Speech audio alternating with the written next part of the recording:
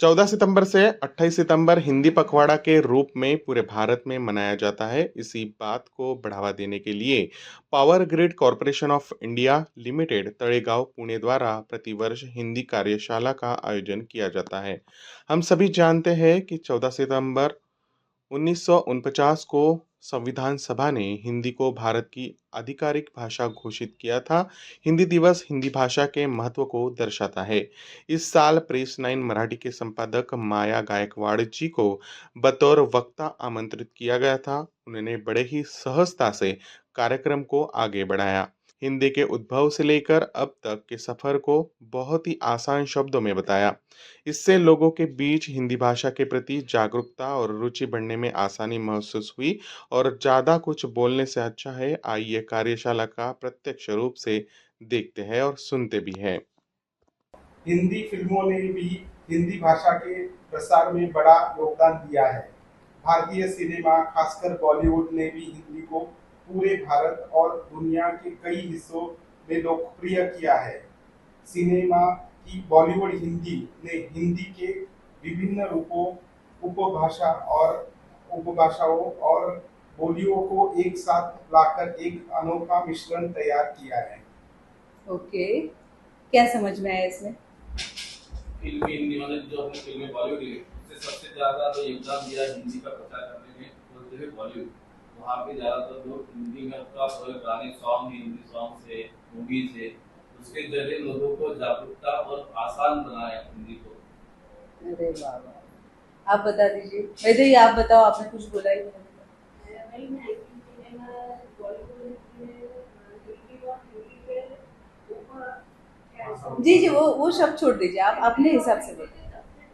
लोगों तक पहुंचा है और ओके ओके, मतलब जो सिनेमा फिल्मों में हिंदी होती है और वो जो हमारी हिंदी है, जो प्रमाण हिंदी है, मानक हिंदी है, उससे काफी हद तक वो अलग है। क्यों अलग है? इसके पहले ही हमने बोला था, लोगों को जोड़ने के लिए भाषा ऐसी होनी चाहिए जो उनके रोजमर्रा की जिंदगी में वो शब्द उसके कान पर आए। अगर मैं हम कहते हैं कि हमें बहुत दुख हुआ है, शोक हुआ है, शोक हुआ है, तो ये शब्द समझ में नहीं आता है लोगों को, दुख समझ में आता है। शोक सभा सिर्फ हमने शोक सभा के वक्त सुना है। तो ऐसे कुछ शब्द होते हैं कि जो लोग रोज के बोलचाल में, रोजमर्रा की जिंदगी में इस्तेमाल करते हैं, और वही हमारे हिंदी में उसका प्रयोग होता है। इसके दो चीजें हैं। हम मेरे एक आबिद नकवी नाम के मेरे फ्रेंड है बहुत अच्छे, वो जब ईरान में गए थे, वो कहते हैं कि जब हम ईरान में जाते हैं, किसी होटल में जाते हैं, उनको पता चलता है कि हम भारत से है या हिंदुस्तान से है, इनकी भाषा हिंदी है। वो लोग है ना हिंदी भाषा की क्लास लगाते, उर्दू भाषा सीखते। उर्दू और हिंदी तो उतना ही है ना, उर्दू और हिंदी तो करीब करीब एक ही जैसे है, एक ही इसमें जाते हैं। जैसे हमारे इंचार्ज ने कविता 4 चौपाई लिखी थी, हिंदी और उर्दू में फर्क है इतना, उर्दू और हिंदी में फर्क है इतना, एक ख्वाब देखता है दूसरा है सपना। तो बहुत ज्यादा इसमें अंतर नहीं है। वो लोग जब उनको समझ में आता है ये बॉलीवुड से है, इनके यहाँ पर बॉलीवुड इंडस्ट्री है, तो वो छोटे मोटे जो बिल होते हैं वो माफ कर देते हैं। मतलब इतनी हिंदी भाषा की वहां पर डिमांड है। जब उनको समझता है कि ये है, मतलब ये शाहरुख खान को मिला होगा या सब, उनको पता नहीं क्या है, लेकिन बॉलीवुड उनके पास है, इसका मतलब इनके पास कुछ तो पावर है, और वो पावर हमें बिल या इसमें सहूलियत देने से वो करते हैं। यहाँ से जाए तो कुछ तो लेकर जाए, कुछ तो आप बता सके, ये मेरा यहाँ का उद्देश्य है, मेरा मकसद है। तो तुलसीदास का है, तो तुलसीदास हमारे जो है इतिहास पर आधारित, तुलसीदास ने इतिहास लिखा है, इतिहास में लिखा है। तो दूसरा ऑप्शन क्या है हमारा? भक्ति साहित्य। तो भक्ति साहित्य वहां पर उभर कर आया था। 16वीं शताब्दी के साहित्य में कौन से साहित्यकार की रचनाएं प्रसिद्ध हुई आपके लिए? सूरदास और तुलसीदास या गालिब? सूरदास और तुलसीदास। तो बहुत बढ़िया है, आप लोग सब बोला है। ये एक चीज़ बोलना चाहते हैं, मैडम को बहुत उसके लिए थोड़ा एक बार तालियां दे देता है। इसलिए बोला है, वो जो संजय जो बोला है वो अपना बिजनेस मतलब वो काम पार्ट में ये प्रेसिडेंट मिला है, वो हमारा लैंग्वेज को आगे बढ़ाने के लिए। इसलिए बहुत बहुत धन्यवाद। धन्यवाद भैया। एक्चुअली ऑडियंस ओरिएंटेड था, जो कि नॉर्मली कम ही रहता है। मैम ने सबको अपॉर्चुनिटी दिया बोलने के लिए और सबको इंगेज रखा, तो ये कार्यशाला एकदम ज़बरदस्त। इतिहास मैटर में दिया है, कब से शुरू हुआ है, कब से नहीं हुआ है। ठीक है, अब तक न्यू सदी में अभी हिंदी का इतना ब्रॉडकास्टिंग पूरे भारत में, क्या पूरे विश्व में 80-60 करोड़ लोग बोल रहे हैं। तो मुझे बहुत अच्छा लगा। और ये कार्यशाला मैडम, पहली बार शायद मैं किसी लेडी के साथ ये कार्यशाला कर रहा हूँ यहाँ पे, तो ये बहुत ही गौरवान्वित अनुभव था मेरा। चंचल, जिसको मैं सोच रही हूँ कि प्लेफुल एक्टिविटी अपने यहाँ हुई, जो कि मेरे लिए या सभी के लिए मैं बोलूँगी कि बहुत आवश्यक था, क्योंकि जो लर्निंग की जर्नी जो होती है वो सिर्फ थियोरेटिकल नॉलेज से नहीं होती है, हमें मतलब एक्टिविटीज़ भी करनी होती है। और ऐसे कुछ मीडियम चाहिए जिससे हम रिमेम्बर कर पाएंगे, याद कर पाएंगे। हिंदी का तो ज्ञान हमें प्राप्त हुआ ही है, लेकिन मैडम के बारे में, मैडम की प्रवास के बारे में, जर्नी के बारे में सोचा जाए तो मैडम बिल्डर से लेके एक सामाजिक कार्यकर्ता के रूप में मैडम कार्य कर रही है, लेकिन उसमें एक हिंदी को बढ़ावा देने के लिए एक कार्य कर रही, मतलब बहुत ही सराहनीय है ये, इसको कभी भूला नहीं जा सकता।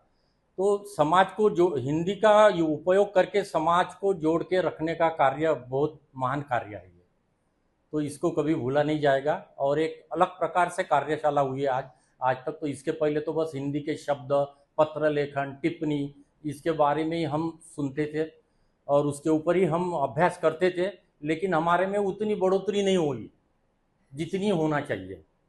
लेकिन आज शब्द का ज्ञान जो मैडम व्यक्तिगत रूप से हर व्यक्ति को रिपीट करने को लगा रही है, उच्चारण करने को लगा रही है, ये बहुत अच्छी बात है। क्योंकि ये जो इवेंट पर्सनली करने को लगाने से वो क्या माइंड के अंदर चला जाता है और वो हमेशा बैठा। पहले तो मैं मैडम को धन्यवाद देना चाहता हूँ इस तरह की कार्यशालाएं इंटरेस्टिंग बनाने के लिए। लोगों को पहली बात कि सोने नहीं दिया, बोरिंग नहीं होने दिया। इतनी सारी कार्यशालाएं आयोजित की गई थी, लेकिन ये सबसे अलग था, ये काफ़ी इंटरेस्टिंग था। और बहुत लोगों से प्रश्न पूछ कर उनसे जितने भी हिंदी से जुड़े हैं अपने जवाब दिया उन्होंने, और कुछ नई बातें सीखी और लोग अपने विचार भी प्रकट किए। कार्यशाला बहुत ही अच्छी हुई और सब वो लोग कोई बोर नहीं हुए और अच्छे से पार्टिसिपेंट हुए। तो ये कार्यशाला हर बार मैडम को ही बुलाए ऐसा मुझे लग रहा है। बहुत ही अच्छी कार्यशाला हुई। सर, आज यहाँ पे हिंदी कार्यशाला में यहाँ पे मैडम का मैं धन्यवाद मानता हूँ कि आज जो इस कार्यशाला में सबसे मज़ेदार, मतलब जैसे अभी तक जो कार्यशाला होती रहती है, अपन लेखन, टिप्पणी, ऐसे इसमें बातें किया रहता है, मतलब ऐसा माहौल रहता था, पढ़ाओ कुछ ऐसा रहता। अभी जो क्लास हुई मतलब हिंदी की, ऐसा है कि एक इन्वायरमेंट, मौज मस्ती जैसे मतलब इन्वायरमेंट से पढ़े हैं, तो उसमें आपको बोर नहीं लगा है, उसका आपका टाइम कैसे कट गया ये भी पता नहीं चला, और ऐसा एंजॉय हुआ सबका, सब खुल के हंसे है उसमें। और मैडम ने कुछ एक्टिविटी ली है, वो भी अच्छा है। मतलब वो जो एक्टिविटी जिन्हें फर्स्ट जो एक्टिविटी स्टार्ट किए थे, हमने सोचा कुछ गेम, तो अच्छा उन्होंने सजेशन दिया क्या करना, ग्रुप वाइज बनाया, ग्रुप वाइज उन्हें आंसर क्वेश्चन किया, उसके जरिए हमको थोड़ा ज्ञान भी, मतलब जो हिंदी कहाँ से आई, कौन सी सदी में थे, कहाँ से आई, ये पूरा हमको मतलब डिटेली, मतलब ऐसे मतलब गेम में उन्हें पढ़ाया, तो अच्छी टेक्निक लगी मैडम। और जो सर ने जो वर्ड्स बोले थे, झकास, शानदार, जबरदस्त, चंचल, लाजवाब, बहुत खूब, अप्रतिम, बढ़िया। और ये मेरा अप्रतिम। आज माया मैडम ने जो हिंदी कार्यशाला ली, मैं 2011 से हिंदी कार्यशाला अटेंड कर रहा हूँ, ये फर्स्ट कार्यशाला है कि जिसमें हमको मतलब नींद नहीं आई। कभी ना कभी थोड़ी सी बीच में नींद आती है मतलब कुछ ना कुछ, मतलब हम कुछ काम में दूसरे ही सोच में लग जाते हैं, क्योंकि बहुत सारे लोग थ्योरेटिकल पढ़ाते हैं और थ्योरेटिकल में आप इतना नॉलेज गेन नहीं कर पाते, कुछ चीज़ें आपका ध्यान दूसरी तरफ चला जाता है, इसलिए वो आपसे मिस हो जाता है। लेकिन मैडम का पढ़ाने का तरीका कुछ अलग था। जैसे हिंदी का जो क्या बोलते हैं ना कि 13वीं सदी से लेके हिंदी का कैसा कैसा प्रचार हुआ, क्या हुआ, प्रसार हुआ, हमने ये बहुत बार सुना है लेकिन कभी याद नहीं रख पाया। लेकिन शायद अब इसके बाद मुझे लगता है कि वो चीज़ें याद रहेगी, तो जिस तरीके से मैडम ने पढ़ाया। झकास, शानदार, जबरदस्त, चंचल, लाजवाब और बहुत खूब। तो लेक्चर को लेक्चर की तरह न देते हुए आपने जो 2 वे कम्युनिकेशन से सिखाया आपने, वो बहुत अच्छा लगा मैम। और हमें अपना दिमाग कैसे यूज करना है वो आपने आज दिमाग का इस्तेमाल भी कराया, उसके लिए थैंक यू मैम। और मेरा एक शब्द है अद्भुत।